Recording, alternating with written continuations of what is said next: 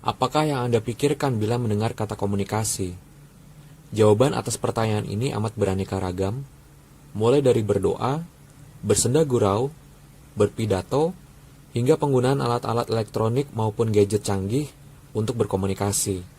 Dalam Liliweri, secara etimologis kata komunikasi berasal dari bahasa Latin yaitu communicare, yang berarti mengalihkan atau mengirimkan.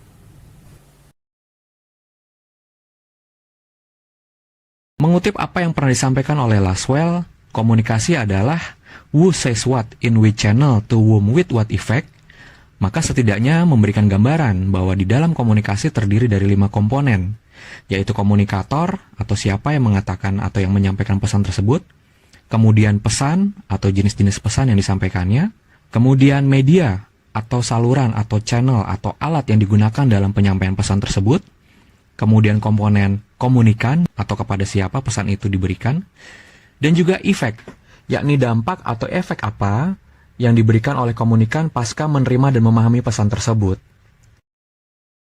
Mulyana juga menambahkan bahwa apabila berbicara tentang definisi komunikasi, tidak ada definisi yang benar ataupun yang salah.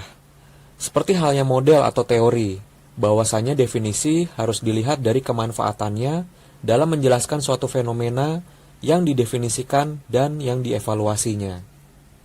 William Gordon juga pernah menyampaikan perihal fungsi komunikasi. Di antaranya yang pertama, berfungsi untuk sosial. Bahwa komunikasi itu penting untuk membangun konsep diri, aktualisasi diri, atau kelangsungan hidup.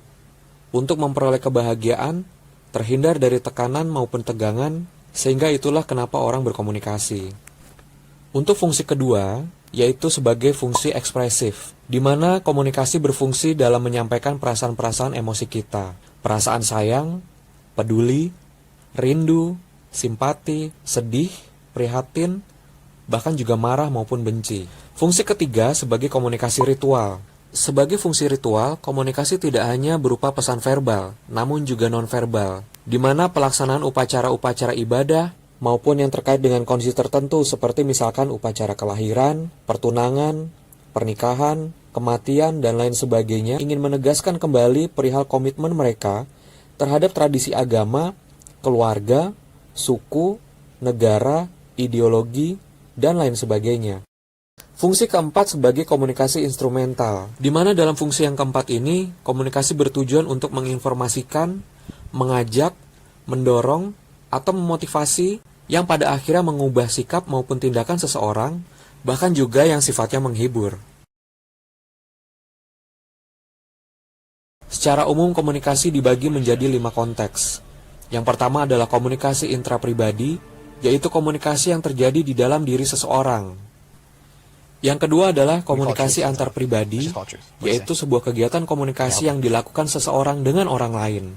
Yang ketiga adalah komunikasi kelompok atau grup, yaitu komunikasi yang berlangsung di antara anggota suatu kelompok yang dilakukan individu-individu guna memperoleh maksud maupun tujuan dari pembentukan suatu grup tersebut.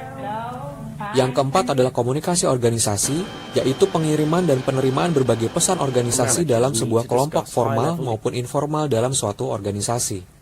Dan yang kelima adalah komunikasi massa, yaitu komunikasi yang ditujukan kepada sejumlah audiens yang tersebar dan juga heterogen, serta anonim, melalui media massa cetak, elektronik, maupun new media.